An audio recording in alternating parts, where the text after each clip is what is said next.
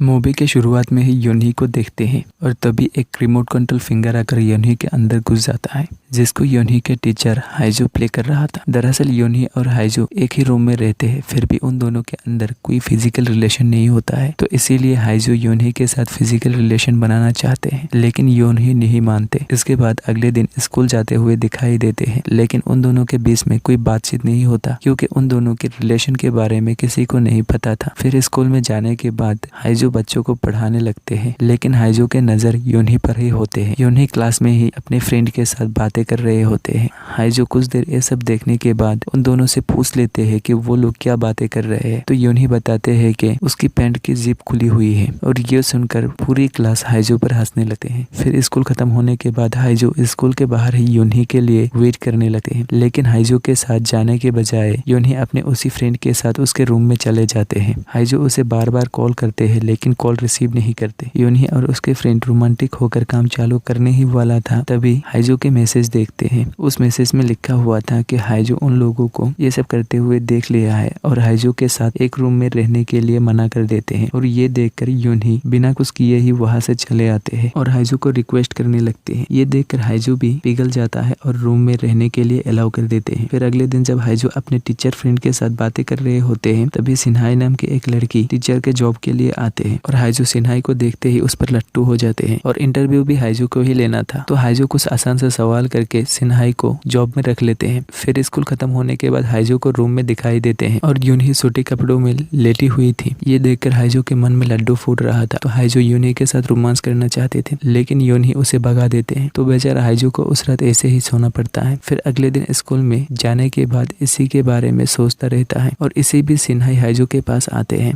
जो उसके साथ प्यार करना चाहती थी। और हाइजो तो पहले से ही रेडी था, तो वो लोग चालू हो जाते हैं। कुछ देर बाद हाइजो को होश आते हैं और पता चलता है कि ये सिर्फ एक सपना था। फिर एक दिन हाइजो सिन्हाई के साथ बैठा हुआ था, और तभी सिन्हाई हाइजो को बोलती है कि वो एक मॉडल बनना चाहती है, तो इसीलिए उसको कुछ अच्छी सी फोटो खींच दे। ये सुनकर हाइजो उसे अपने घर में लेके आते हैं और उसकी बहुत सारी फोटो खींच के देती है। फिर एक बार में जाते हैं और काफी वाइन पीते हैं और लुढ़कते फुड़कते घर पहुंचते हैं। घर आने के बाद हाइजो सिन्हाई के साथ जबरदस्ती करने लगते हैं, पर सिन्हाई उसे किसी तरीके से रोक लेते हैं। तो हाइजो बताते हैं कि वो अभी तक वर्जिन है, तो उसे वर्जिनिटी यूज करने के लिए हेल्प करे, पर सिन्हाई इस पर यकीन नहीं करता और वो यहाँ से चली जाते हैं। और फिर कुछ दिन बाद सिन्हाई हाइजो के घर आते हैं और बातों बातों में पता चलता है कि सिन्हाई एक रेस्टोरेंट में खाना खाने गए थे और वहाँ उसके कपड़ों पर दाग लग गया। तो हाइजो सिन्हाई को बोलते हैं कि मैं तुम्हारे कपड़े धो दूंगा और तुम जाकर नहा लो। पहले तो सिन्हाई सोचने लगते हैं, लेकिन बाद में मान जाते हैं। तो हाइजो सिन्हाई के कपड़े धोने लगते हैं और सिन्हाई जाकर नहाने लगते हैं,